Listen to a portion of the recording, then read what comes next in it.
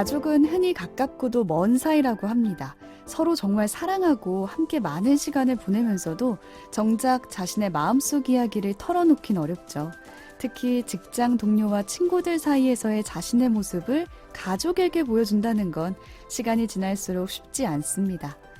그렇게 비밀 아닌 비밀을 끄집어낼 때면 우리는 격렬하게 싸우기도 뜨겁게 화해하기도 하는데요. 오늘 책플릭스에서는 어제에 이어서 이 싸움과 화해에 대한 이야기 이어가 보도록 하겠습니다.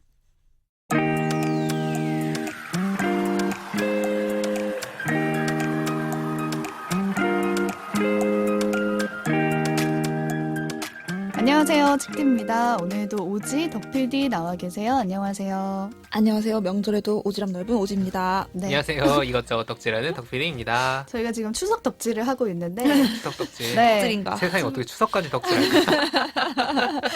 충격적이네. 둘은 이제 추석이나 설 명절 하면은 우리가 음식 되게 많이 먹잖아요. 그렇죠. 그때 떠오르는 음식 명절 있나요? 음식. 저는 약간 그러니까 친가는 이제 할머니가 다 대구 출신이라서 경상도 스타일, 그러니까 전형적인 오. 명절 음식이고, 외가가 할머니 할아버지 두 분 다 이북 그 피난민 출신이세요. 그래서 엄청 그 이북 요리예요. 이북 엄청 스타일이. 이북 요리가 뭐야? 그 제일 극명한 게 송편이, 진짜 친가 송편은 조그맣지. 손톱만 하고 깨송편이고, 이북 송편은 접시만 해요. 그치, 원래 북으로 갈수록 송편이 맞아. 커진대요. 아니 그 송편만 그런 게 아니라 음식이 대부분 그치 그래요. 이북만두 전문점 이런 거 있잖아요. 만두 크지. 키가 얇아요. 그래서 제가 이북 스타일이 뭐예요라고 저희 이제 이렇게 연차 있으신 진행자분께 여쭤봤더니 일단 헷갈리면 큰 게 이북이라고 생각하는데 그러다가 하시더라고요. 진짜. 그리고 재밌는 게 뭐냐면 송편에 들어가는 소가 있잖아요. 맞아요. 이북 송편은 흰 파당금이 들어가요. 그게 제일 빨리 쉬는 흰앙금. 배강금이 제일 빨리 쉰대요. 떡집에서 오. 말하기로는. 근데 이제 남쪽은 음식이 잘 쉬잖아요. 온도가 따뜻하니까. 그래서 잘 그래서 없구나. 깨 같은 게 제일 늦게 그 쉰대요. 근데 그래서 이제 깨가 이북 송편은 많구나. 그래서 흰앙금이 들어간 접시만한 송편을 저는 할머니가 만들어 줬었거든요. 그 꿀을 찍어 먹으면 한 개 조심해야 돼요. 많이 먹으면 다른 걸 못 먹거든요. 맞아, 그런 맞아. 거, 그다음 명절 음식 다 빈대떡 그렇지. 이런 약간 이북 음식류? 국수도 이제 그 냉면 그 면에다가 온 육수를 부어 먹는 온 맛있겠다. 그런 이북 스타일이 이런 건지는 모르겠지만 제가 생각했을 땐 그게 이북 음식이거든요. 명절 느낌 나는구나 그런 거 그래서 하면. 그걸 명절에만 다 먹을 수 있어요. 음. 그런 게 좀 생각나네요. 저도 송편 생각했는데 원래 송편은 추석에만 먹을 수 있는 그러니까, 원래 떡이잖아요. 추석 음식이잖아. 설날엔 안 먹고 나도 자꾸 항상 설날에 추석 헷갈려요. 맞아. 송편 찾아봐. 오늘은 떡 없어? 막 이러시고. 추석에 세배하려고 그러고. 헷갈려. 근데 추석에는 뭐 콩송편, 맞아. 밤송편, 그렇지. 깨송편 이렇게. 깨를 좋아했지. 이번에 맞아, 깨가 송편 가장 인기가 먹을 수 많죠. 있으려나? 근데 잘못 먹었는데 밤 들어가 있을 때 그 뭔가 허무함. 나는 콩에 빡침. 콩이야 이러면서 일진한 콩이다.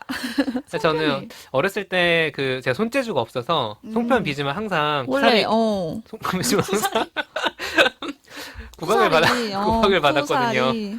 그랬습니다. 요즘은 송편 많이 안 빚죠 직접.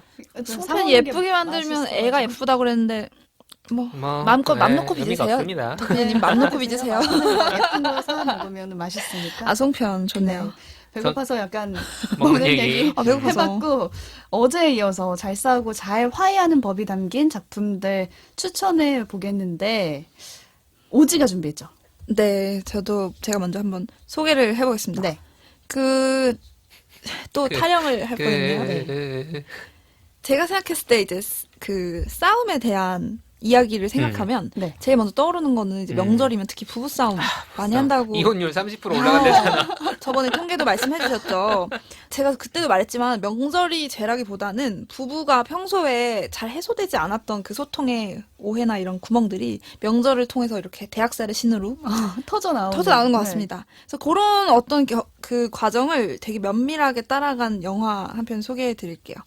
노아 바운백 감독의 결혼 이야기라는 작품입니다. 명작입니다. 박수 한번 주세요. 네. 네. 한 1년 됐나? 이게 작년 2019년에 넷플릭스에서 배급한 영화예요. 넷플릭스로 맞아요. 공개가 됐었고 그 스칼렛 요한슨하고 애덤 드라이버 두 배우가 주연으로 명배우들이죠. 아주 열연을 펼쳐서 상도 많이 받았고 막 일각에서는 마블과 스타워즈의 대결합이다 뭐 이런 농담도 있었죠. 두 배우가 두 작품에서 열연했었기 그렇죠. 때문에 근데 이 결혼 이야기는 다시 제목을 붙이자면 이혼 이야기예요. 맞아요. 그래서 이 두 그러네요. 부부가 이혼을 향해 가는 과정을 정말 이렇게 따라가는 얘기이기 때문에 이렇게만 보면 되게 심플하잖아요. 스토리는 정말 심플해요. 한 쌍의 부부가 서로 이제 어떤 갈라서기로 결심을 하고 이혼 소송을 통해서 결국 갈라서기까지 이걸 그냥 그린 거예요. 되게 지루할 것 같잖아요. 아니면 막장이거나. 근데 전혀 그런 색깔이 아니고 아주 섬세한 연출과 또 심리 묘사로 엄청 많은 걸 맞습니다. 생각하게 해주는 작품이라서 가지고 와봤어요. 제가 생각한 이혼을 앞둔 부부들의 모습하고 좀 달랐어요. 우리가 미디어에서 보던 그 어. 이혼이라는 거랑 정말 다르지 않나요? 뭐 몇 주 후에 뵙겠습니다 한 다음에 서로 땅땅땅. 막 공작하고 막 맞아. 미워하고 이행하고 이러는데 막 증거 그게 좀 모으고. 아니더라고요. 네, 그래서 이 부부에 대한 소개를 먼저 하면 어떤 여성, 그러니까 스칼렛 요한슨이 맡은 니콜이라는 역할은 원래 LA 출신이고 기대주였어요. 배우로 이제 영화에 출연을 하면서 기대를 받던 신인 배우였는데 남편인 찰리, 애덤 드라이버가 맡은 역할이죠. 찰리를 따라서 뉴욕으로 가게 돼요. 그래서 뉴욕에서 둘이 같이 연극을 해요. 찰리는 연극 감독으로 감독과 배우의 자수성가해서 좋은 평가를 받고 있는 연극 감독이고 니콜은 주연 배우인 거예요. 그래서 둘이 이제 행복하게 뉴욕에서 열심히 작품 생활하면서 이제 아기도 길러요. 아기는 헨리. 그래서 이렇게 셋이 행복하게 살았단 말이에요. 근데 어떤 이유들로 니콜과 찰리가 갈라서기로 결정을 한 상황에서 영화는 출발합니다. 그렇습니다. 시작이 이미 끝이에요. 이 영화의 가장 어. 처음에 나오는 게 어떤 거냐면 내가 니콜에 대해서 사랑하는 점은 뭐다. 내가 맞아. 찰리에 대해서 사랑하는 점은 뭐다. 이게 좋아하는 티저에도 점은 나오죠. 뭐다. 막 이거를 읽는 읽어요. 이렇게 나레이션으로. 그래서 그 사람에 대해서 내가 좋아했던 그게 일반적인 장점만 늘어놓은 게 아니라 어떤 작은 여러 되게 가지 디테일하죠. 요소들을 어. 느끼고 그걸 너무 그 모습을 사랑했던 그런 것들을 이제 보여준단 말이에요. 근데 그게 어떤 상황이냐? 이혼 조정하는 상황에서 그러니까요. 이혼 조정에 이런 걸 해요? 하나 봐요. 그 조정관이 약간 막아야지.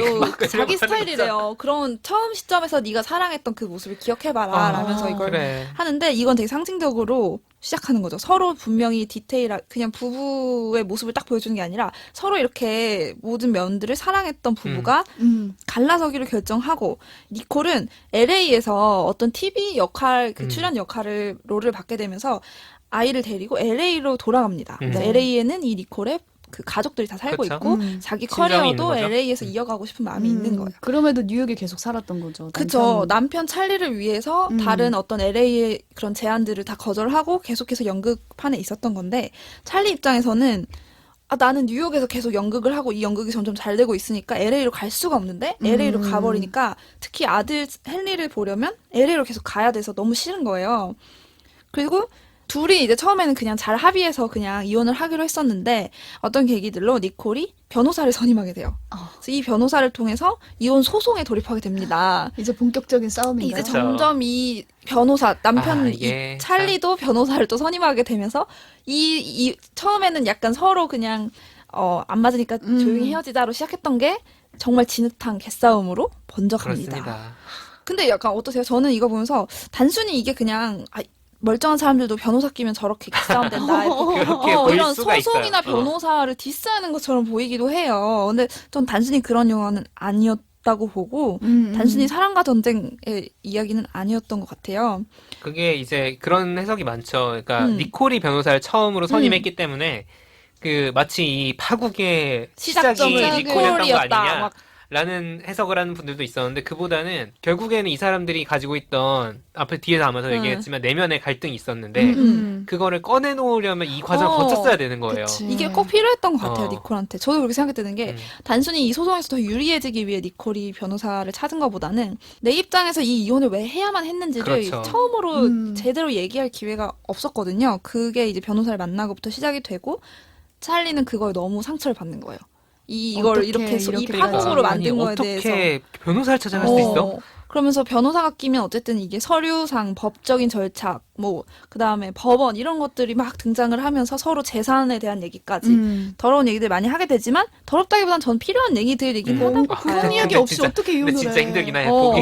근데 전 진짜 이 드라마의 그 하이라이트 아시죠? 둘이서 서로 막말하는 씬이 있습니다. 장난 아닙니다, 진짜. 그러니까 둘이서 이 이혼 소송으로 서로 많은 상처를 주고받고 한 와중에 이제 니콜이 어느 날 그 찰리가 머물고 있는 LA 집으로 찾아와요. 대화를 하기 위해서. 근데 그 과정에서 대화가 당연히 이미 서로 상처받은 상황에서 대화가 잘 풀리지 않고 마침내는 서로 하고 싶은 얘기 이상의 막말들을 막 맞아요. 쏟아내면서 거의 저주하죠. 너무 심한 말들까지 하는 거예요. 정말 남한테도 안 할 말들을 쏟아내면서 서로 둘 다 엄청난 상처를 받고 마침내는 이제 울고불고 막 서로 너무 가슴 아픈 그 맞아요. 과정을 겪게 돼요. 이게 이 영화의 어떻게 보면 클라이막스입니다. 클라이막스. 감정적으로. 그 장면이 처음에 썼던 뭐 사랑하는 이유와 대비가 대비되면서 되면서 살벌하죠. 너무 감정적으로 폭발력이 있었던 것 같아요. 네. 저도 너무 둘 다 막 그걸 얘기할 때 저주의 눈빛, 증오의 어. 눈빛 이게 아니라 눈에 막 눈물이 떨어질 것처럼 정말 그쵸. 가슴 아파하면서 막 욕을 해요. 그 너무 마음이 연출도 아파요. 되게 타이트하게 얼굴을 잡아서 그걸 다 보여주잖아요. 이 사람의 그 표정에 담긴 흔들리는 그런 네. 동공 이런 것들. 음. 그래서 이 감정적인 그 연출도 상당히 좋아요, 이 영화가. 그래서 그쵸. 저는 이것과 연계돼서 처음에 가장 인상 깊었던 제 최애 장면은 뭐냐면 처음에 둘이 이제 이혼을 처음 결심하고 담담하게 이제 집으로 같이 귀가하는 장면이 있어요. 이혼을 준비하면서. 그러면서 뭐 되게 아무렇지 않게 막 서로 연극에 대한 얘기하고 이 니콜이 먼저 각방을 쓰는 상황이에요. 그래서 네, 니콜이 네, 방으로 맞아, 딱 맞아. 들어가는데 남편의 시야에서 벗어나자마자 바로 얼굴을 막 일그러뜨리면서 눈물을 꼭 참고 막 그 감정을 막 누르려고 애를 쓰는 장면이 맞아요. 있어요. 그 장면은 정말 그 장면 진짜 좋아요. 이 영화의 네. 백미입니다. 정말 저도 너무 좋아하는 장면인데 거기서 느껴지는 거. 이 이혼이 너무 아픈 거예요. 서로를 미워하지 않았거든요. 시작점에서 이 부분은. 그래서 이 소송을 통해서 서로의 어떤 밑바닥까지 다 드러내서 감정적으로 토해내고 사실 그래서 이 영화를 따라가다 보면 누가 나쁜 놈이네 이런 건 사실 그렇지 않죠. 없어요. 네. 그래서 한번 막 처음에는 이거를 물어보고 싶은 거예요. 넌 니콜이 잘못한 것 같아. 찰리가 누구 잘못이야? 근데 어떻게 보면 처음에 변호사를 선임한 니콜도 잘못이 있고 평생 이기적으로 자기 작품만 생각한 찰리 잘못도 있고 어떤 것 같으세요? 누가 더 잘못했을까요? 누구 잘못을 고르라는 영화가 아니긴 하지. 사랑과 전쟁 이제 투표 문자 투표해주세요. 참 둘은 헤어질 수밖에 없었다. 결국에는 처음부터. 네, 그런 것 같아요. 이게 왜냐면 사실 그러니까. 니콜이 그 연극 배우로서 그러니까 찰리의 어떤 그 소위 뮤즈라고 할 수 있었죠. 그렇죠. 찰리가 연출하는 그쵸, 그 그쵸. 연극의 주연 배우였으니까 지낼 때 니콜의 내면에서 일어난 일에 대해 찰리가 전혀 모르고 있었던 맞아. 거예요. 이 작품으로만 보는 네. 거예요. 이 뮤즈로만. 그렇죠. 그래서 굳이 뭐 비유를 하자면 음복에서 정욱 정도까지는 아니지만 거의 저보다 좀 나아요. 그죠. 그냥 나쁜 사람으로 나오지 않고 예민한 사람으로 나와요. 어느 맞아. 지점에서. 오히려 더 섬세하기도 하고. 니콜에 대해서는 그러지 못했던 거야. 니콜의 어떤 한 명의 인간으로서 니콜을 존중하는 그런 게 없었던 거죠. 없었기 때문에 그 사실 아까 오지가 얘기했던 그 니콜이 얼굴을 훅 일그러뜨리면서 가는 장면도 연극에 대해 그냥 얘기하는 게 아니라 니콜의 연기를 평가하는 정말 씬 뒤에요. 한 사람의 부인으로서가 네. 아니고 해서 이게 이 사람들이 이렇게 이 관계가 언젠가는 변했어야 되는데 그리고 사실 니콜은 그거를 변화시키고 싶었죠. 나는 드라마에 출연을 하고 하면서 LA에서 뭔가 활동을 하고 싶다라는 여지를 사실 어떻게 보면 니콜은 제안을 한 거예요. 찰리는 자기 인생에서 그게 받아들일 수 있는 옵션이 아니었기 때문에 결국에는 진짜 비극이다. 이거는 같이 갈 수 없는 사람들이구나. 서로 나쁘게 하려던 건 아니고 서로의 재산을 막 뜯어 먹으려는 상황도 아니고 그것도 아니죠. 그다음에 둘 다 적은 부부예요. 아이를 너무 사랑하고. 그래서 헨리라는 이 아들을 너무 사랑하고 둘 다 같이 있고 싶어하고 그렇기 때문에 이혼해서 또 어려운 문제, 양육권 맞아요. 문제가 걸려버립니다. 내가 못 보는 거 아니야? 이렇게 돼버리는 거죠. 그 처음에는 막 다 포기하려다가도 그러면 양육권 가세요 이러면은 그러니까. 그럼 안 돼. 그치. 질 수 없어. 이렇게 돼버리는. 그러기 위해 상대방을 공격하고 저 사람이 행실을 막 비판을 이 하잖아요. 좋은 엄마가 아니야. 이렇게 해야만 내가 더 애를 볼 수 있고 이게 그러니까. 정말 어떻게 보면 이혼 소송의 아이러니 같기도 정말, 해요. 그런 내용도 나와요. 실제로 이제 찰리의 변호사가 해준 얘기가 이렇게 이혼 소송을 하면서 비용을 많이 쓰잖아요. 그래서 아이를 사랑해서 더 이렇게 같이 있으려고 분쟁을 하는데 그 과정에서 이 아이의 미래에 쓸 학자금에서부터 돈을 끌어다 쓰는 셈이다. 이 아이의 미래를 위해 투자할 수 있는 돈을 사실은 이 분쟁을 소송에. 위해서 사용한다라는 대사도 하죠. 아무튼 그래서 니콜과 찰리는 처음에는 서로 어떤 영혼까지 중요한 역할을 미치던 한 쌍의 아름다운 부부였는데 이렇게 진흙탕 싸움의 주인공이 돼버립니다. 그래서 여기서 이제 사실은 극적인 뭐가 일어나서 이 사람들이 분쟁을 해결하고 이혼은 없던 일로 되고 이 헨리와 함께 오순도순 모두의 커리어 존중하며 살아간다면 이게 해피엔딩일까요? 저는 뉴욕에서 원래 이제 찰리가 머물고 있었잖아요. 그래서 네. 니콜이 LA로 갈 때 따라오면 다 해결되지 않을까 이런 바람으로 그쵸. 계속 한편으로는 지켜봤거든요. 나도 니콜도 커리어 좀 만들어야지 막 이런 마음. 근데 그게 결국에는 잘 되지 않았고 그렇죠. 된다고 해도 문제가 해결되지 않는 똑같은 거잖아요. 구조가 사실. 반복되는 거잖아요. 네, 반대 뉴욕에 입장일 있어야 할 뿐이죠, 찰리가 또. 이제 LA에 억지로 간다고 해서 그렇죠. 또 그러면 찰리의 문제들이 생길 거고 근데 이런 결혼도 그러니까 모든 게 항상 잘 맞아서 결혼하지는 않으니까 맞아요. 서로의 입장을 다 배려를 해도 어쨌든 풀리지 않는 문제들이 있었던 거고 음. 그래서 결국은 이제 이혼 소송 과정을 거치고 그 니콜은 LA에 헨리와 함께 남고 찰리는 계속해서 뉴욕에서 커리어를 이어갑니다. 네. 그러다가 이제 나중에 1년 정도가 지나고 나서 찰리와 이제 니콜 그리고 헨리가 재회하는 장면이 나와요. 그래서 엔딩이죠? 거기서 이제 한 어떤 가족에서 이렇게 녹아들지 못한 이제 찰리의 모습이 나와요. 결국은 다른 가족이 된 거죠. 거죠. 그런 것들을 상징적으로 보여주면서 이 영화는 끝을 맺고, 근데 그 마지막이 좀 독특했던 것 같아요. 이게 개싸움을 했잖아요. 네. 그래서 싸우고 나서 서로 이렇게 노려보는 게 아니에요. 이 둘의 관계는 맞아요. 서로 풀린 신발끈을 묶어주고, 아이가 오늘 엄마랑 있는 날인데 아빠가 볼 수 있도록 또 서로 양보도 그래요. 하고, 그러니까 그러니까 법적으로 그냥- 칼같이 그렇게 관계가 둘은 이제 망가지는. 부부로서의 그런 계약은 끝났지만 여전히 서로를 사랑하는 가족의 일부로 남아있기 때문에 이 니콜과 찰리는 서로를 사실은 이기기 위해서 싸움을 시작한 건 아니었던 거예요. 서로를 존중하고 아꼈지만 어쨌든 이제 해결되지 않는 문제 때문에 싸웠는데 그 서로에게 본의 아닌 상처들을 막 주고. 그게 자기를 지키기 위해서 싸웠다고 저는 생각을 했거든요. 결국에는 그러다 보니까 그러니까 나를 지켜야 되는데 이게 왜 저는 결혼 이야기로 생각을 하냐면 결혼이라는 관계가 결국에는 그래도 본질적으로 아이까지 이럴 있기 수 있는 때문에 거예요. 이럴 수밖에 없는 거야. 각자가 서로 헌신하고 희생하는 지점들이 발생을 하거든요. 그쵸. 그렇기 때문에 그걸 잘 계속 협상하고 조정하는 과정이구나. 한번 결혼해서 도장 찍고 뭐 끝이다. 그게 아닌 거죠.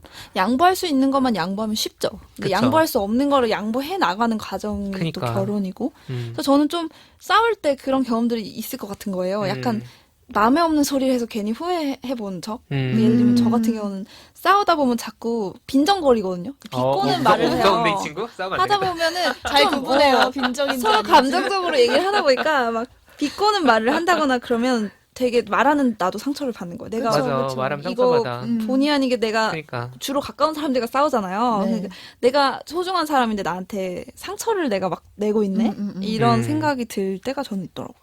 맞아. 그쵸. 저는 심하게 이제 말을 하기보다는 오히려 말을 안 하는 편인데 그게- 이게 또 안 좋을 수도 있어요. 네. 이게 화가 나면 말이 안 나와요. 더 이상 이제 말을 하고 싶지가 않은 거예요. 근데 이제 다른 친구로부터 들었는데 자기 이제 남편이 그런다는 거예요. 싸우면은 말을 안 하는 거예요. 속 터진다 네. 그러잖아요. 근데 그게 되게 자기한테 상처가 되고 상처가 그거는 오히려. 주먹 휘둘르지 않는 폭력이라고 아. 말을 해서 이게 어쩌면은 말을 안 스타일이야. 하는 것도 어. 폭력일 수 있겠구나 나 너와 싶더라고요. 소통하고 싶지 않아라는 시그널로 돼버리면. 결국에는 싸움의 규칙이 필요해. 저는 맞아, 그렇게 맞아, 생각해요. 맞아. 싸울 때 서로 뭔가 선을 지켜야 될 거 아니에요. 근데 명시적으로 자 우리는 이 말은 하지 마 이렇게 하진 않죠. 하진 않지만 상대방이 이렇게 하면 불쾌해 한다.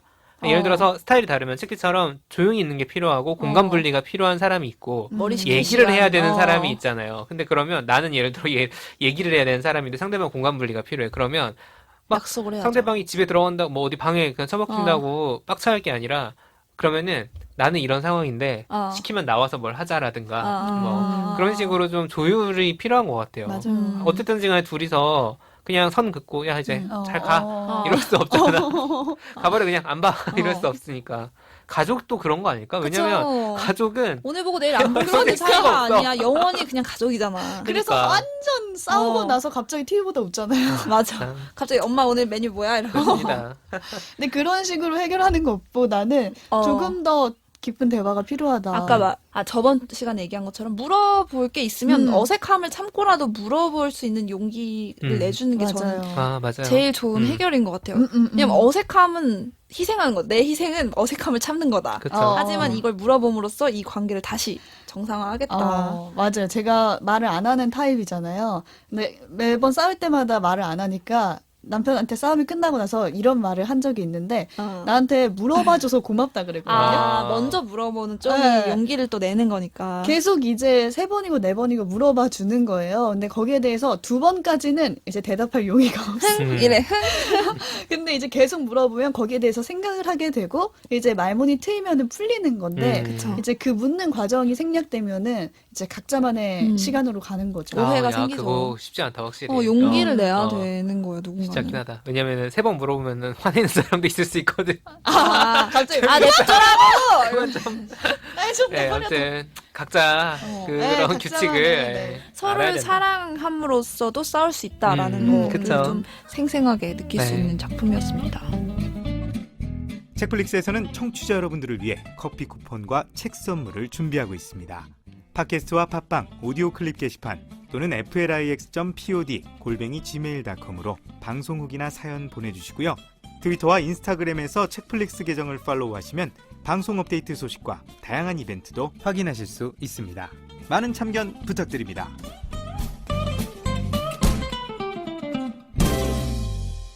지금 일명 밥상머리 싸움 예방 추천자 소개해드리고 있는데 자, 부부를 위한 처방전까지. 네, 각자 지금 한 편씩 소개를 어제까지 해서 그렇네요. 네. 소개해드렸는데 덕 PD가 하나 더 준비했다고요. 네, 이게 지금 왜 아쉽잖아요. 원고가 끝나지 않는가. 네, 연휴가 길기 네, 때문에 연휴니까요. 네. 뭐 하겠어요. 이거 봐야지. 하나 더 하시는 분들 아주 긴 걸 준비하셨다고요. 네, 그렇습니다. 저희가 지금까지 어제부터 소개한 게 어른들의 말싸움, 대학살의 신, 또 제사와 관련된 소위 심리 스릴러, 네. 그리고 연인들 사이의 싸움이 담긴 결혼 얘기까지 살펴봤는데, 명절 하면은 부모 자식 싸움도 빼놓을 수 크죠? 없습니다. 그쵸. 이게 어렸을 땐 없어요. 자식이 다 크고 성인이 된 다음에 머리가 이제 커야지. 그쵸, 싸움이 되죠. 이거는 2016년에 제가 들고 온 영화는 독일에서 개봉을 했고 한국에서 2017년에 개봉한 영화인데 토니 에드만이라는 작품입니다. 사람 이름이 그러게요. 자, 제목 얘기 좀 이따 해드릴게요. 아, 네. 2시간 40분짜리 유럽 영화. 그냥 유럽 영화 아니고 모든 단어에서 유럽 영화. 거리감이 느껴졌다. 네. 2시간 40분이라는 시점에서 이미. 하지만 제가 어제 소개한 대학살의 신도 유럽 영화긴 한데 어떻게 보면은 감독이 그냥 로만 유럽 폴란스키거든요. 영화죠. 그건 1시간 20분짜리고 합치면 4시간이니까 평균은 맞췄네요. 평균 맞췄다. 오케이. 네. 아버지와 딸 사이의 관계를 중심으로 펼쳐진 영화예요. 음. 아버지는 은퇴한 나이예요. 이미 은퇴해서 독일에 혼자 살고 있는 빈프리트라는 인물입니다. 빈프리트. 빈프리트. 딸은 이네스예요, 이름이. 이네스. 네, 글로벌 컨설팅 기업에서 커리어를 한창 쌓고 오, 있는 거야. 글로벌. 네. 그래서 루마니아에서 일하고 있어요. 독일인이지만. 어. 빈프리트의 성격을 보여주는 게 첫 장면인데 택배 받는 장면으로 시작을 해요. 택배 기사가 엄청 바쁘잖아요. 막 조급함이 느껴져 이 사람으로부터. 빨리 물건 주고 가야 되는데 이 아저씨가 나오더니 빈프리트 나오더니 아니 뭐 동생이 또 뭘 시켰나 봐. 되게 여유로워. 막. 여유롭고 눈치도 좀 없어 보여. 그래서 동생 보이지도 않는데 에이 동생 나와봐 여기 뭐 왔다 막 이러면서 또 막 주저주저 막 이상한 소리를 해요. 뭐 우편물 폭탄을 만들어서 감옥에 갔다 온 애라느니 막 우편물 들고 있는 택배기사 앞에 그래서 동생을 부르러 가더니 동생이라는 인물이 나와요. 근데 그 동생이 누구냐면 이 빈프리트가 그냥 선글라스 끼고 옷을 뭐야? 바꿔 입고 나온 거야. 그래서 계속 헛소리를 해. 택배기사 마음이 너무 바빠 급하잖아요. 죽겠는데. 바빠 죽겠는데 그러니까 이게 장난인 거야. 빈프린트한테는. 익살 맞은 사람은- 아저씨구만요. 그렇죠. 네. 근데 그 익살이 항상 통하는 건 아닌 거죠. 그렇죠. 자기 세계에 어. 조크가 있는 사람입니다. 딱히 웃기지도 않아요. 지금 딱 듣는데 좀- 왜지? 이 아저씨 뭐지? 아, 근데 진짜 나쁜 사람은 아니에요. 여유롭고 장난치는 거 좋아하고 꼰대는 또 아니에요. 왜냐면 꼬장꼬장하게 자기 주장을 막 밀어붙이는 사람은 아니거든요. 섬세한 타입도 아니야. 근데 눈치가 없으니까 한량 느낌인데 또 은퇴했으니까 자기 자산은 있겠죠. 뭐 경제적 위협 끼치고 이런 타입도 아니에요. 어쨌든 그런 아버지. 자, 근데 딸이 아까 제가 직업이 컨설턴트라고 그랬잖아요. 네. 글로벌 기업에서 일하는. 커리어 우먼. 딱 인력심 많고 능력도 있어. 어. 근데 조급함을 안고 사는 스타일인 거죠. 한창 시간에 자기 쫓기고. 커리어에 도전을 해야 되고. 아빠랑 다르네. 네, 다르죠. 자, 루마니아로 이 아버지가 딸을 만나러 갑니다. 그냥 만남이 이루어질 리가 없어요. 이 아버지 스타일 보세요. 자, 예고 없이 찾아간 거, 심지어. 근데, 그렇다고 예고 없이 찾아가서, 나 이렇게. 들어왔다 이것도 아니야. 딸이 일하는 그 빌딩의 1층 로비에 앉아서, 연출을 또 신문 하겠죠? 보면서 막 기다리고 있어요. 사실 전화하면 되잖아. 안 해. 안 하고 기다리다가, 딸이 막 사람들이랑 얘기하면서 오니까, 선글라스 딱 끼고, 신문 펴서 들고, 딸 무리 옆에 따라붙어서 어슬렁어슬렁 하는 거야. 뭐야 몰래카메라 같아. 그러니까 뭔가 눈치채주길 바라는 그런 뭔가 연출을 한 거죠. 그냥 자기 딴에는. 일상의 익살이구나. 네, 먹히지도 않는 그런. 딸 모른 척하는 근데 거. 딸이 그냥 이래만 얘기를 하면서 딱 보지 그쪽을 명수를 보지도 않아요. 왜냐면 얘기하면서 오거든. 딱 게이트 찍고 올라가 버려요. 그냥. 그래서 못 봤구나 싶었나 보죠. 그럼 이제 호텔에 가려고 그래. 연락도 안 해. 그냥 연락하면 되는데. 그래서 택시 타러 가는데 갑자기 누가 헐레벌떡 막 뛰어 나오는 거야. 아 혹시 이네스 씨 아버지 되시냐 하는 거예요. 알고 보니까 딸의 비서야. 그러니까 딸도 본 거지. 1층에 저 모른 아저씨가 척했구만. 모른 척한 거죠. 역시. 이것도 딸의 성격을 보여줍니다. 비즈니스맨이야. 받아주지 않겠다. 그래서 딸이 이제 아예 아버지를 내팽개치고 이러진 않아요. 딸 노릇을 하려고 해. 그래서 막 뭐 호텔 가시라 이러지도 않고 집으로 데려 딸 노릇도 하고 뭐 같이 관광 다니자 내일 하는데 사실 일이 너무 많은 사람인 거야.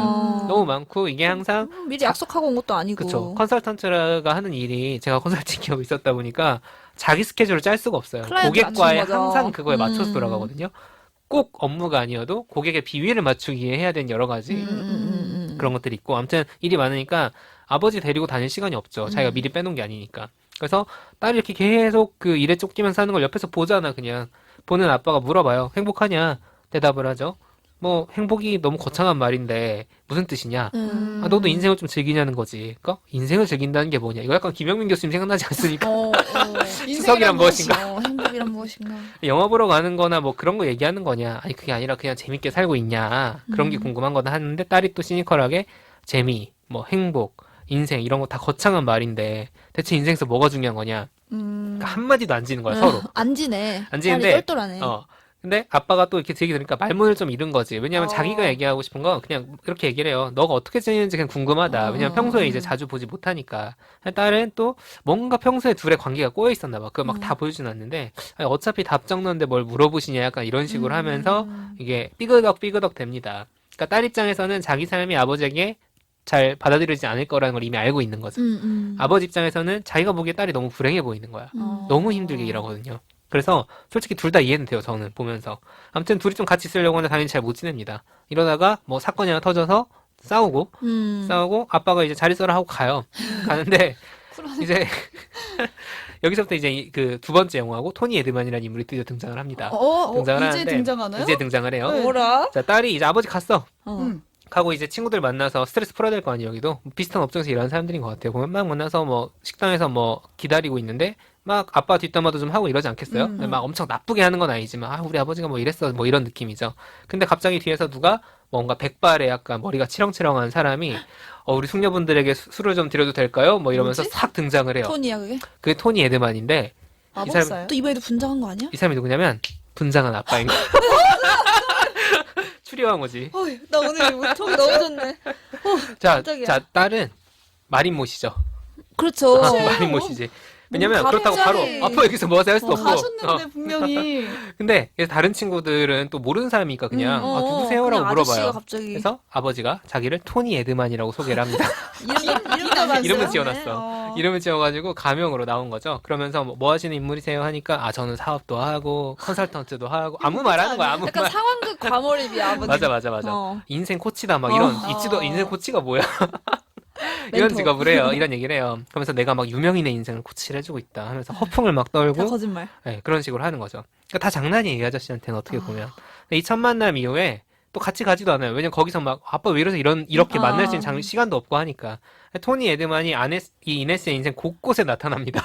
토니 에드만으로서 토니 에드만으로서 막 일하는 건물에 와서 지나가다가 상사랑 막 설전을 벌이고 있는데 갑자기 뒤에서 쓱 나타나가지고 인생 코치.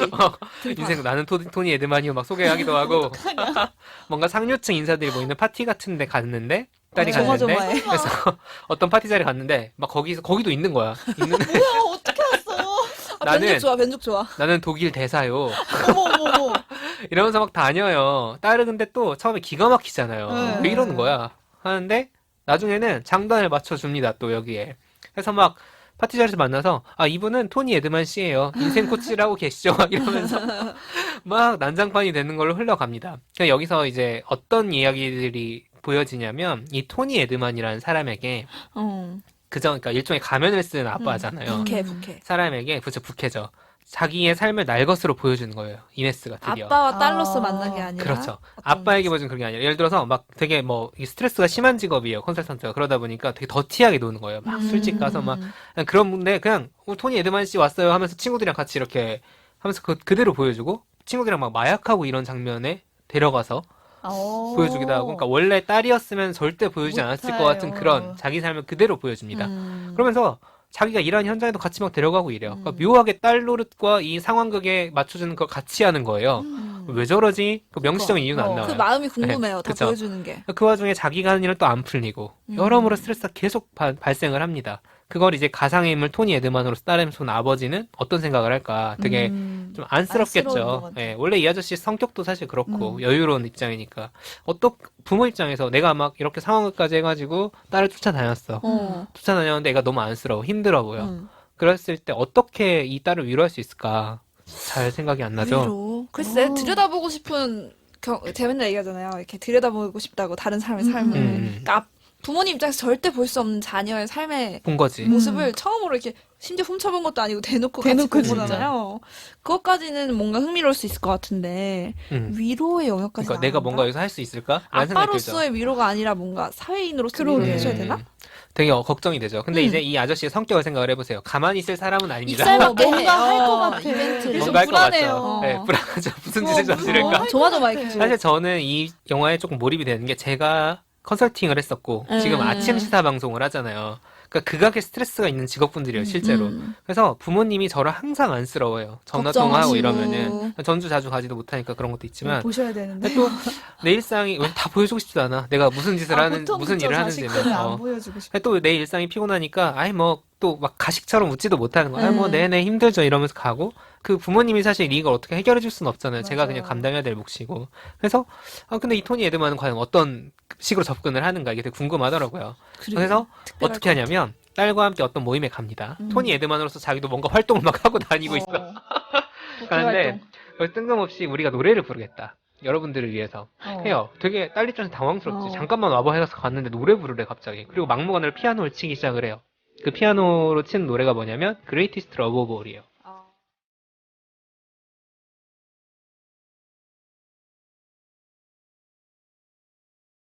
Greatest Love of All인데 이걸 또 딸이 불러요.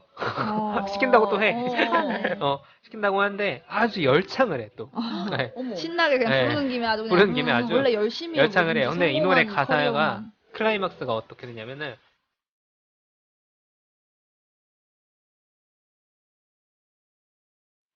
Learning to love yourself, it is the greatest love of all이에요. 그러니까 나를 사랑하는 그쵸. 제일 가장 위대한 사랑은 거죠. 내 스스로를 사랑하는 것이다라는 가사가 나와. 이게 클라이막스야 또 영어 노래에. 그래서 뭔가 함의가 있겠죠. 그러니까 이게 둘이서 짜고 들어간 것도 아니고 아빠 입장에서는 자기가 그냥 전주를 치면은 얘가 이걸 부를 것이다 하고 부른 건데 이 노래를 해서 부르게 만드는 거야. 그게 선물이네요. 일종의 그런 아버지의. 거죠. 근데 또 노래 좋다. 둘이 교감했네 하고 얼싸안고 끝나면 이게 한국 K 감독 영화 K 감독 영화겠지만 이거는 유럽 영화라고 제가 말씀드렸잖아요. 둘이 그 길로 또 좋게 헤어지지 않을까 헤어져요. 헤어져요. 헤어지고 딸은 노래 보러 나가버려. 나가버리고 아빠는 또 내가 뭘 잘못했나 생각이 들겠죠. 뭔가 딸의 반응 같은 걸 봤을 때.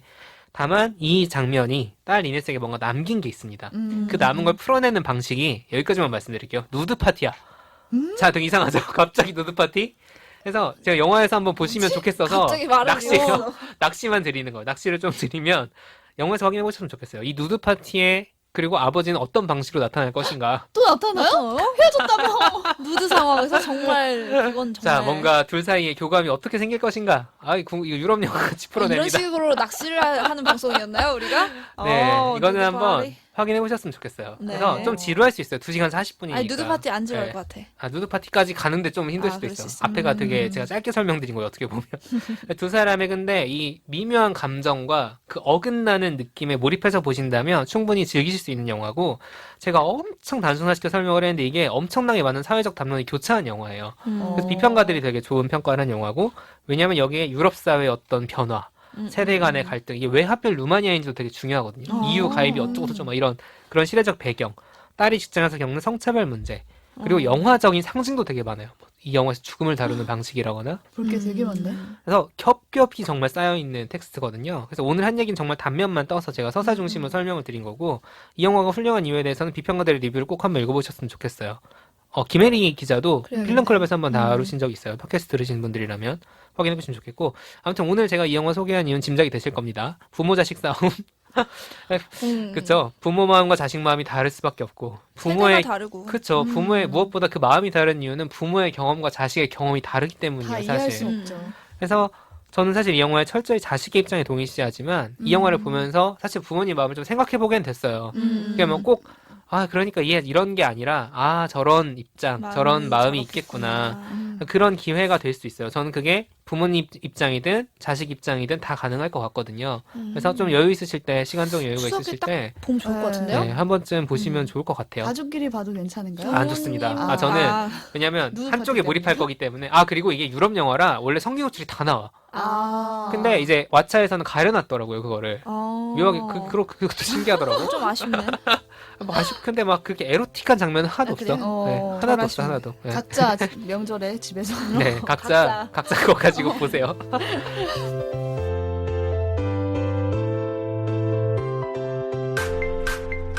책도 읽고 넷플릭스도 보는 일석이조 취향 추천 팟캐스트 책플릭스. 어제와 오늘 이틀간 추석 특집으로 잘 싸우고 잘 화해하는 법에 대한 이야기 나눠봤는데요. 어떠셨어요, 이틀 동안? 싸움은 없을 수 없으니까. 예방주사 정도? 포기했습니다. 포기했어요. 예방전이기 때문에 그쵸. 이제 싸움에 대해서 조금 미리 생각해보고 들어가면 싸움을 음. 좀 빨리 끝나지 않을까. 저희가 면역력은 길러드릴 수 있지만 싸움을 막아드리지 못합니다. 실제 상황에 면역력 들어오는 없다. 것. 그쵸. 네, 그렇죠. 저 같은 경우는 이게 싸움이라는 게 결국에는 저희가 했던 얘기들이 다 겹치는 것 같아요. 상대방과 나와의 관계에서 서로 가지고 있는 기대나 마음이 있는데 그게 어긋났을 때 일어나잖아요. 맞아요. 좀 꼬이지 않은 방식으로 내 의사를 표현하는 법이라든가 아니면 상대방의 마음을 읽기 위해서 노력하는 거 그런 것들이 뭐 그리고 아니면 표출되는 의사는 최대한 존중해야죠. 그런 것들이 모범 답안이겠죠. 쉽지 않지만 맞아요. 그거 중요한 것 같아요. 그때 약속을 잘 둘이 정하는 거. 만드는 거. 규칙을. 그게 딱 대화의 50까지 해 규칙. 이런 게 아니라 서로 어쨌든 대화를 할 때 어떤 것들은 지켜주자라는 게 있으면 암묵적으로라도 그쵸. 암묵적인 것보단 사실 물어보는 게 제일 좋죠. 맞아요. 그런 것도 정확하게 있으면 좀 표현하는 추석 거죠. 긴 연휴지만 잘 살아남지 않을까. 뭐 지금 청취자분들 중에는 부디 어느 누구도 악역 없이 그냥 잘 네. 평화롭게 추석 연휴 보내셨으면 좋겠습니다. 혹시 청취자 여러분 중에도 갈등을 피할 수 있는 뭔가 나만의 노하우가 룰. 있다 하시는 분 있을 수 있잖아요.